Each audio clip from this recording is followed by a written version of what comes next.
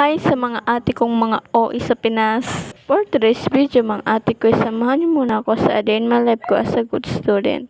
So ayan ang mga ate ko, dumating na ako sa classroom namin. So himala, hindi na makalat yung classroom namin ha. Today mga ate ko is Friday. So Friday sketch naman ngayon. At isa pa, wala din kaming klase kasi IP day dito sa amin. Kaya yung ginawa namin, natulog na lang kami. Wow ha, ginawa pang bahay yung classroom. So fast forward mga ate ko is pinapunta kami nung aming teacher sa faculty.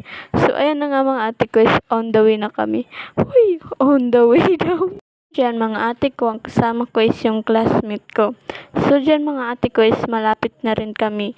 So pagdating namin sa faculty is agad-agad namin binuksan yung pinto.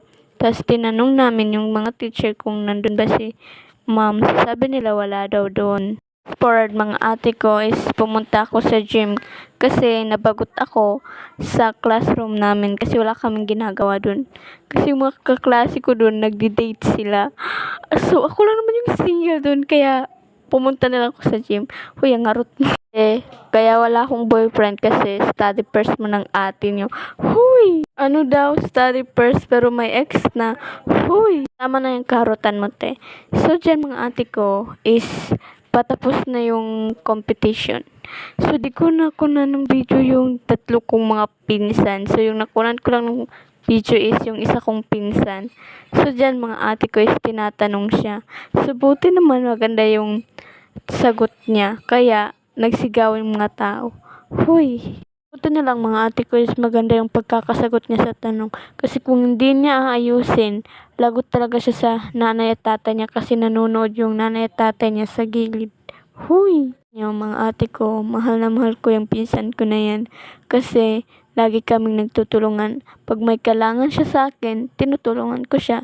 Kapag ako yung may kailangan sa kanya, tinutulungan niya ako. So, tulungan lang ba?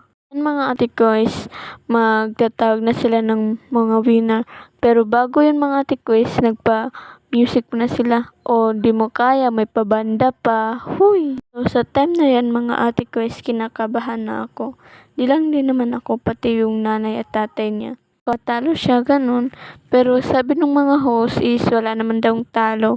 Kasi lahat sila binigyan ng prize. So, dyan mga ate ko is yung ALS lang naman yung nanalo. Pangalawang beses silang nanalo. Sunod na nanalo is grade 12. So, congrats sa mga nanalo. Hindi siya yung nanalo. May sa susunod pa naman, diba? So, fast forward mga ate ko is bawi na ako dyan. So, meron pang mga nagpa-practice at nagba-basketball. Ganun kasi dito eh. Mga ate ko, ngayon lang ako nabilib sa sarili ko kasi hindi ako kaninang tanghali. Kasi umuwi naman talaga ako pag tanghali kapag wala kaming klase. So that's for today's video. Thank you for watching. Bye mga ate ko.